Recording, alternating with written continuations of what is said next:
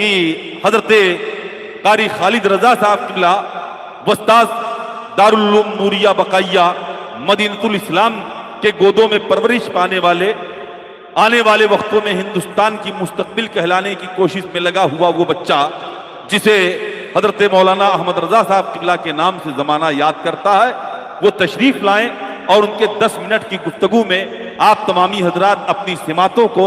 سننے کے لیے تیار کر لیں، اور جو لوگ جلسے گاہ سے دور ہیں وہ حضرات قریب آ کر کے جلسے گاہ میں اپنی اپنی جگہ کا انتخاب کر لیں، اور جو لوگ پہلے سے بیٹھے ہیں میں ان سے گزارش کر رہا ہوں کہ وہ اپنے ہونے کا ثبوت پیش کریں اور رب کی بڑائی بیان کر لیں۔ نعرہ تکبیر، نعرہ رسالت، مسلک اعلی حضرت رحمت عالم و امام احمد رضا کانفرنس، جلسہ دستار حفظ و قرأت، دارالعلوم نوریہ بقائیہ مدینۃ الاسلام، نعرہ تکبیر، نعرہ رسالت۔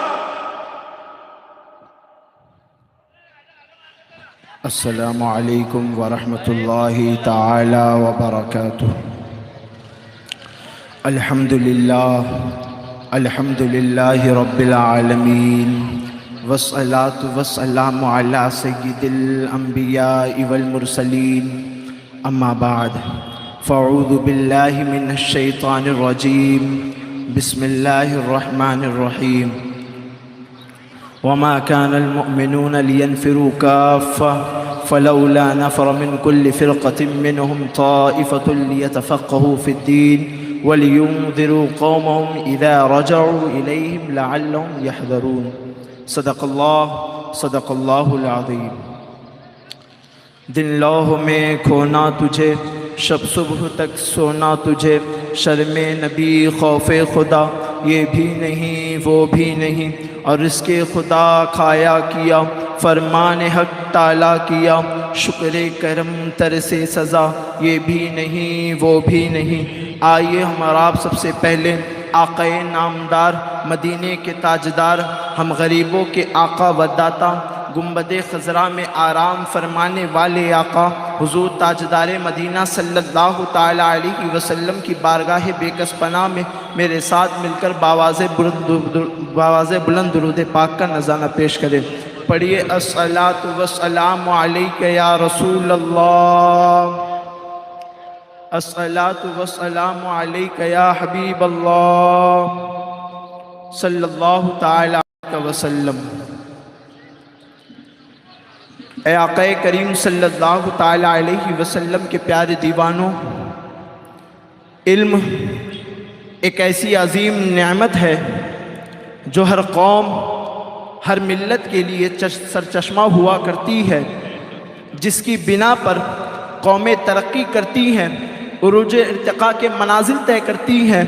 اپنا نام اس عالم میں برقرار رکھتی ہیں۔ اسی لیے تو کہا گیا کہ اگر آپ کسی قوم کو، کسی ملت کو زوال کا چہرہ دکھانا چاہیں، اگر آپ کسی قوم کو پستی کا شکار کرنا چاہیں، اگر آپ کسی قوم کو ترقی سے روکنا چاہتے ہیں، تو اس قوم کو اور اس قوم میں پلنے والے نوجوانوں کو علم سے روک دو، وہ قوم یقیناً تباہ و برباد ہو جائے گی، اس قوم کا نام صفحہ ہستی سے مٹ جائے گا۔ اے آقا کریم صلی اللہ تعالیٰ علیہ وسلم کے پیارے دیوانوں، آپ ذرا غور کریں، دور حاضر کا جائزہ لیں تو آپ کو یہ بات معلوم چلے گی کہ اللہ اکبر، آج دور حاضر میں یہی حال امت مسلمہ کا ہے۔ وہ امت کہ اللہ اکبر جس کی تعلیم کی ابتدا لفظ اقرا سے ہوئی تھی، وہ امت اللہ اکبر جس کی تعلیم کے لیے معلم دو جہاں صلی اللہ تعالیٰ علیہ وسلم کو بحیثیت رسول مبعوث کیا گیا،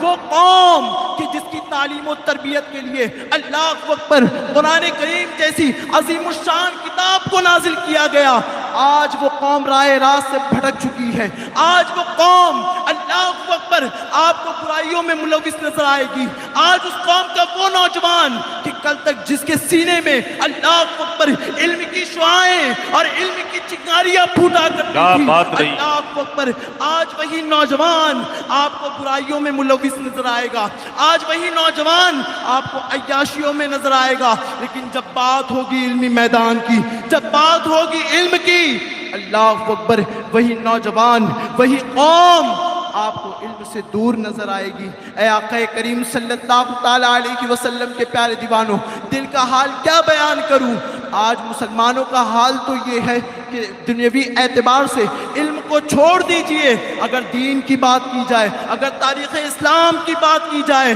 تو آج کا نوجوان، آج کا مسلمان نوجوان اللہ اکبر اس سے بھی آشنا نہیں ہے۔ اے آقا کریم صلی اللہ تعالیٰ علیہ وسلم کے پیارے دیوانوں، ابھی چند روز پہلے ہی ایک نوجوان سے میری ملاقات ہوتی ہے جو کہ شادی شدہ تھا، 2 سے 3 بچوں کا باپ تھا، لیکن اللہ اکبر جب اس سے گفتگو شروع ہوئی تو آپ یقین جانیے کہ اسے غسل کے فرائض تک نہیں پتا تھے۔ آپ ذرا سوچیں، ایک نوجوان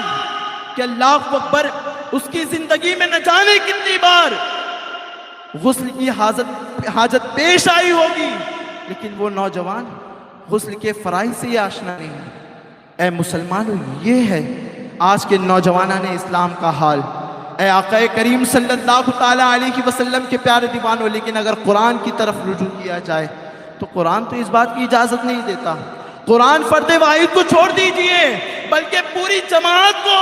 علم حاصل کرنے کا درس دیتا ہے، دین کی سمجھ حاصل کرنے کا درس دیتا ہے۔ قرآن کیا کہتا ہے؟ وَمَا كَانَ الْمُؤْمِنُونَ لِيَنْفِرُوا كَافَّةً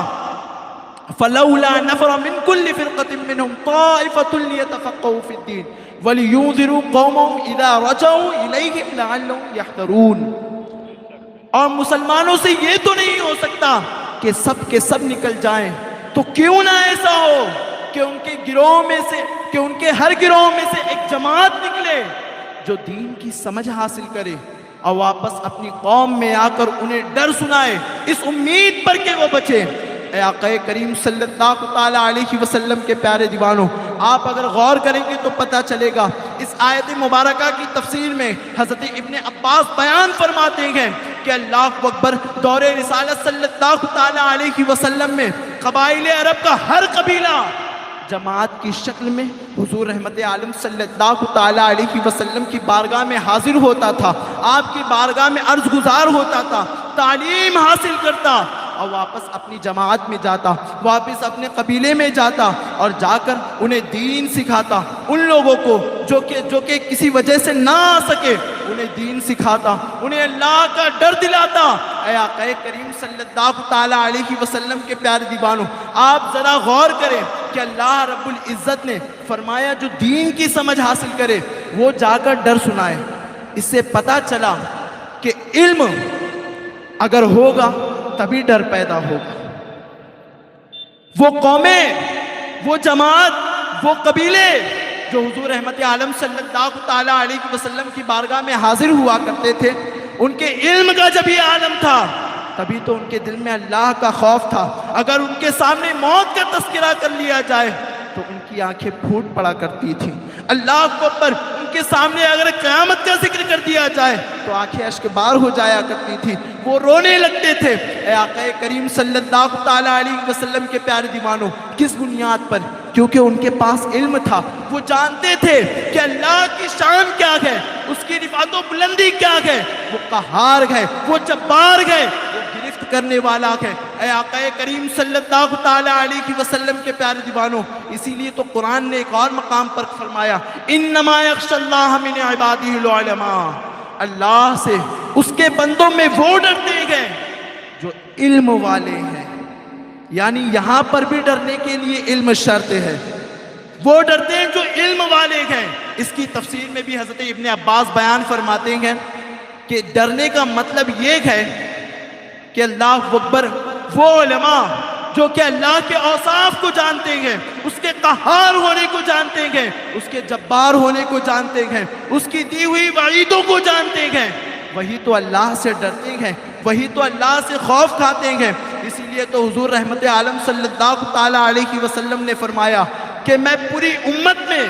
یعنی تم سب میں، اللہ سے سب سے زیادہ ڈرنے والا ہوں، اس بنیاد پر کہ مجھے اللہ کا سب سے زیادہ علم ہے۔ تو اے مسلمانوں، پتہ کیا چلا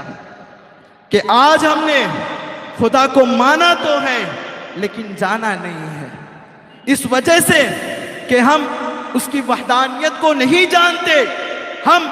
اس کی رفعت و بلندی کو نہیں جانتے، ہم اس کے قہار ہونے کو نہیں جانتے، ہم اس کے جبار ہونے کو نہیں جانتے، ہم نہیں جانتے کہ وہ کس طرح سے گرفت فرمانے والا ہے، ہم نہیں جانتے کہ قیامت کا منظر کیا ہوگا۔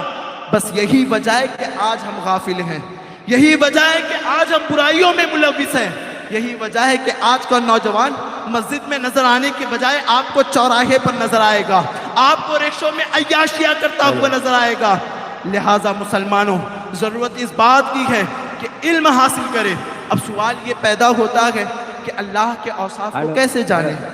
اللہ کے قہار ہونے کو کیسے جانیں، اللہ کے جبار ہونے کو کیسے جانیں؟ تو میں اپنے تجربے کے مطابق صرف ایک چیز آپ کے سامنے رکھوں گا، اور یہ طالب علموں کے لیے نہیں ہے، صرف علماء کے لیے نہیں ہے، یہ ہر فرد واحد کے لیے ہے، یہ ہر شخص کے لیے ہے، خواہ وہ رکشہ چلانے والا ہو یا ٹیکسی چلانے والا ہو۔ اگر اسے اردو آتی ہے تھوڑی بہت تو میں اس کے سامنے اپنا یہ نظریہ، اپنا یہ تجربہ پیش کرتا ہوں۔ اے آقا کریم صلی اللہ تعالی علیہ وسلم کے پیارے دیوانوں، آپ یقین جانیں رمضان آنے والا ہے، ہم قرآن کریم کی تلاوت کرتے ہیں، لیکن اے مسلمانوں میں کہوں گا اس بار آپ کنز الایمان اٹھائیں، قرآن پڑھیں تو ترجمے کے ساتھ پڑھیں۔ اور یہ بات بھی بتا دوں کہ آپ کو یقیناً پورا قرآن سمجھ میں نہیں آنے والا، لیکن اے میرے بھائیوں، اے میرے عزیزوں، اتنا یاد رکھنا کہ کچھ آیتیں تو سمجھ میں آئیں گی نا، اتنا تو سمجھ میں آئے گا نا، ان اللہ علی کل شیء قدیر، بے شک اللہ تمام چیزوں پر قادر ہے۔ تو بس یہی چاہیے، یہی ایمان کی کڑی ہے۔ اگر آپ نے اس آیت کو بھی صرف سمجھ لیا نا تو قسم خدا کی، حالات کتنے بھی بدتر ہو جائیں، حالات آپ کے سامنے کتنے بھی مشکل سے مشکل تر آ جائیں، لیکن قسم خدا کی وہی آیت آپ کے دماغ میں گردش کرے گی، ان اللہ علی کل شیء قدیر، میرا اللہ تمام چیزوں پر قادر ہے، وہ مدد فرمانے والا ہے۔ آپ تمام چیزیں نہیں سیکھیں گے، نہیں سمجھیں گے تو کیا ہوا، اتنا تو سمجھ میں آئے گا نا، ان اللہ مع الصابرین، بے شک اللہ صبر کرنے والوں کے ساتھ ہے، تب آپ مشکلوں میں صبر کریں گے، اور یہی ایمان ہے۔ اے آقا کریم صلی اللہ تعالی علیہ وسلم کے پیارے دیوانوں، تو بس میں آپ کے سامنے تمام چیزوں میں سے پہلی چیز یہی رکھوں گا کہ آپ کو کچھ نہیں آتا ہے، اگر تھوڑی اردو بھی آتی ہے آپ کنز الایمان اٹھائیں، ساری چیزیں نہیں سمجھیں گے کوئی بات نہیں، کچھ آیتیں بھی اگر سمجھ میں آئی اور اس پر عمل ہو گیا تو قسم خدا کی آپ نے اللہ رب العزت کی صفات کو جانا، تب آپ کے دل میں خوف پیدا ہوگا، آپ گناہ کی طرف جائیں گے، وہی آیتیں آپ کے دماغ میں گردش کرے گی کہ اللہ کو تمام چیزوں کا علم ہے، اے بندے تو کیا کر رہا ہے۔ کیونکہ آپ یاد رکھیں، ایک طالب علم کی زندگی دیکھیں، اگر وہ جانتا ہے کہ میرے استاد فلاں کام کرنے سے ناراض ہوں گے، میری گرفت کریں گے، تو اس کام کو کرنے سے بچا ہے۔ ایک بچے کی زندگی دیکھیں کہ وہ جانتا ہے کہ اگر میں نے فلاں کام کیا تو میرے والد ناراض ہوں گے، میری والدہ گرفت کریں گی، تو اللہ اکبر ایسی صورت میں وہ اس سے بچتا ہے۔ اور یہی حال ایک بندہ مومن کا ہوتا ہے کہ اللہ اکبر جب اسے اللہ کے اوصاف معلوم ہو، اس کا قہار ہونا معلوم ہو، اللہ رب العزت کے حوالے سے وہ علم رکھتا ہے، تو پھر وہ جب کسی گناہ کی جانب بڑھتا ہے تو اس کے دل میں خیال آتا ہے اے بندے تیرا رب تو اس پر قادر ہے، وہ جانتا ہے کہ تو فلاں گناہ کرنے جا رہا ہے، جب اس کے دل میں یہ خیال پیدا ہوتا ہے تو گناہ سے بچتا ہے۔ تو پتہ چلا کہ خوف پیدا ہونے کے لیے علم کا ہونا ضروری ہے۔ لہٰذا میری اس گزارش کو، میری اس سفارش کو اور رمضان میں عمل میں لانے کی کوشش کرے، اور جتنا ہو سکے کنز الایمان پڑھے اور اپنے ایمان کو مضبوط کرے۔ بس اسی شعر پر اپنی گفتگو کو ختم کرتا ہوں۔ کام وہ لے لیجئے تم کو جو راضی کرے، ٹھیک ہو نام رضا تم پہ کروڑوں درود، وما علینا الا البلاغ۔ السلام علیکم ورحمۃ اللہ تعالی وبرکاتہ۔